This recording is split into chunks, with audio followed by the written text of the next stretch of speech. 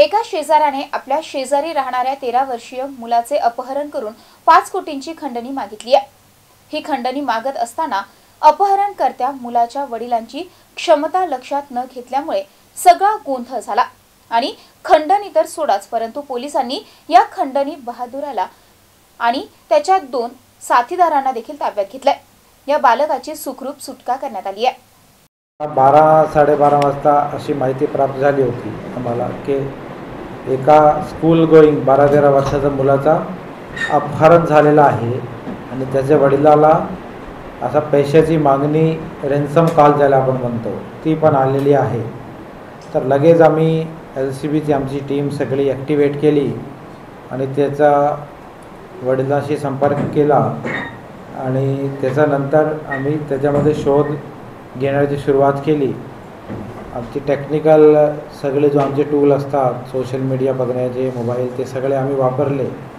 तसेच त्या मुलाचा बापाशी व्यवस्थित चौकशी केली। त्याला 2-3 वेळा दिवसभरात कॉल आले।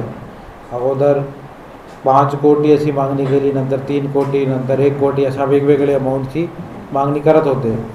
कारण वडील तो साधारण परिस्थितीचा आहे, मिडल क्लास आहे, एवढी त्याची कॅपॅसिटी पण नाही एवढं देण्याची। तर शेवटी 20 लाख द्या असा ते बोलले आणि जगा सांगितली की तिकडे येऊन द्या। तर व्यवस्थित आम्ही त्या ठिकाणी पोलिसांनी ॲक्शन घेतला। ॲडिशनल SP आयुष साहेब स्वतः त्याला लीड करत होते आणि PI खानल, PSI वाघ आणि सगळी LCBची टीम होती।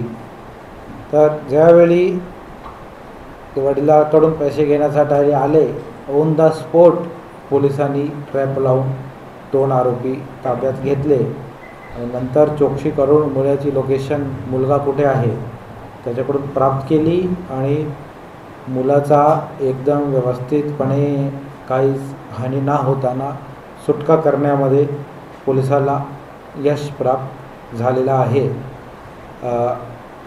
चौकशीनंतर असा निष्पन्न झाला आहे की आरोपी त्याच एरियाचे राहणारे आहे। मुख्य आरोपी रोहित राजा भुरेवाल, तो हा जो विक्टिम फॅमिली आहे त्याचा इमिडिएट शेजारी राहतो, म्हणजे घराला घर चिटकून आहे।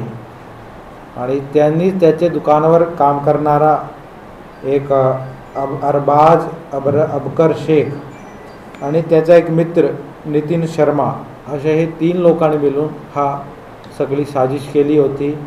एक 4 चाकीमध्ये हे 2 अरबाज आणि नितीन शर्मा त्या मुलाला त्यांनी स्कूल जाताना उचलला, गाडीत टाकला आणि घेऊन गेले होते आणि नंतर त्यांनी त्याला एका ठिकाणी बांधून ठेवला आणि वडिलांकडून हे पैशाची मागणी त्यांनी केली।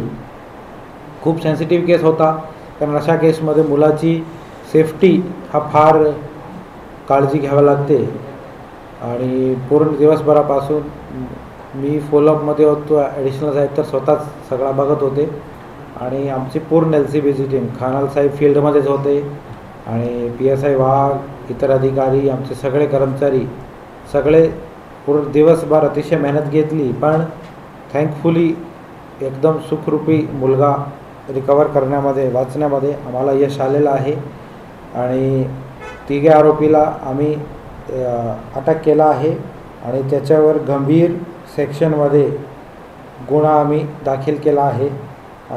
खंडणी आणि किडनॅपिंगचे सर्व सेक्शन त्याच्यामध्ये लागले आहे, कॉन्स्पिरसीचे पण। आणि आज त्यांना कोर्टामध्ये प्रोड्यूस करून आम्ही पोलीस कस्टडीची मागणी करून पुढचा तपास करणार आहोत।